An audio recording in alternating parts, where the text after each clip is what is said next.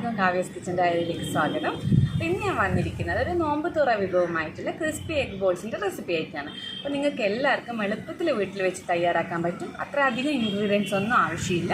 വളരെ എളുപ്പമാണ് ഉണ്ടാക്കാൻ, അതേപോലെ തന്നെ വളരെ ടേസ്റ്റിയാണ്. നിങ്ങൾക്ക് എല്ലാവർക്കും ഇഷ്ടമാണെന്ന് വിശ്വസിക്കുന്നു. നിങ്ങളെല്ലാവരും വീഡിയോ കണ്ടു നോക്കുക. ഓക്കെ, അപ്പോൾ നമുക്ക് നോക്കാം എങ്ങനെയാണ് ക്രിസ്പി എഗ് ബോൾസ് തയ്യാറാക്കുന്നത്.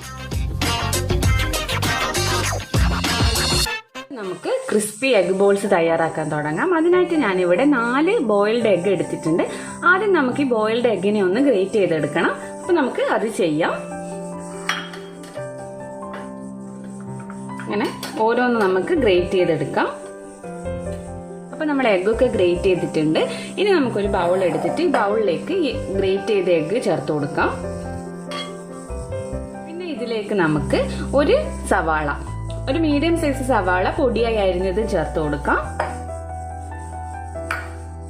പിന്നെ കുറച്ച് മല്ലിയില ചേർത്ത് കൊടുക്കാം.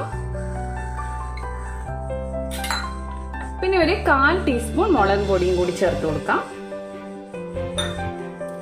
പിന്നെ 1 ടീസ്പൂൺ ഇഞ്ചി പേസ്റ്റ്, അതേപോലെ തന്നെ 1 ടീസ്പൂൺ വെളുത്തുള്ളി പേസ്റ്റും കൂടി ചേർത്ത് കൊടുക്കാം. പിന്നെ നമുക്ക് ഇതിലേക്ക് 4 ടേബിൾ സ്പൂൺ മൈദയും കൂടി ഒന്ന് ചേർത്ത് കൊടുക്കാം.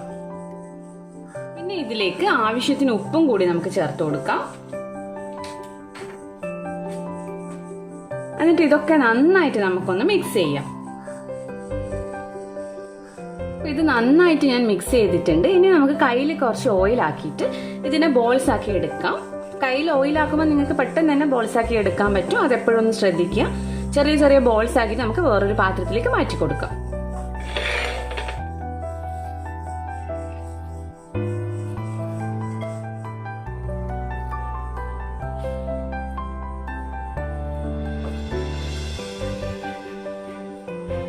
ബോൾസ് ആക്കിയിട്ട് നമുക്ക് മാറ്റിയെടുക്കാം.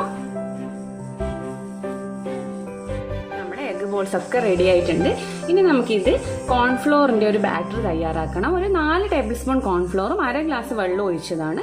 അപ്പൊ അങ്ങനെ ഒരു ബാറ്റർ തയ്യാറാക്കുക. അതേപോലെ തന്നെ ബ്രെഡ് ക്രംസും നിങ്ങൾ റെഡിയാക്കി വെക്കുക. ആദ്യം നമുക്ക് കോൺഫ്ലോറിന്റെ ബാറ്ററിൽ എഗ് ബോൾസിനെ ഒന്ന് ഡിപ്പ് ചെയ്യുക. അതിനുശേഷം ബ്രെഡ് ക്രംസിലും ഡിപ്പ് ചെയ്യുക. എന്നിട്ട് നമുക്ക് ഫ്രൈ ചെയ്ത് എടുക്കണം. അപ്പൊ അത് നമുക്ക് ചെയ്യാം.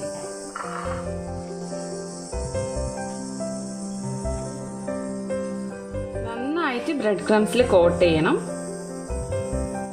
നമുക്ക് പാത്രത്തിലേക്ക് മാറ്റി കൊടുക്കാം.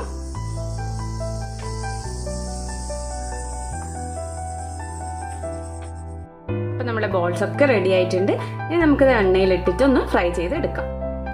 അപ്പോൾ ഫ്രൈ ചെയ്യാനായിട്ട് ഓയിൽ ഒഴിച്ചിട്ടുണ്ട്. ഓയിൽ നന്നായിട്ട് ചൂടാവുന്നുണ്ട്. ഈ സമയത്ത് നമുക്ക് ബോൾസ് ഓരോന്നായിട്ട് ഇതിലേക്ക് ഇട്ട് കൊടുക്കാം.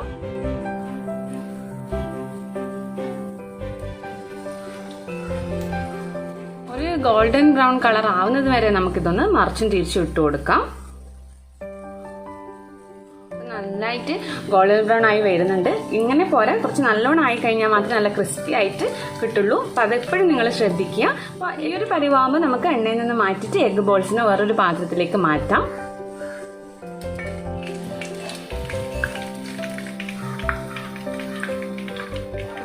ബോൾസ് ഒക്കെ റെഡി ആയിട്ടുണ്ട്. അടിപൊളി ടേസ്റ്റ് ആണ്.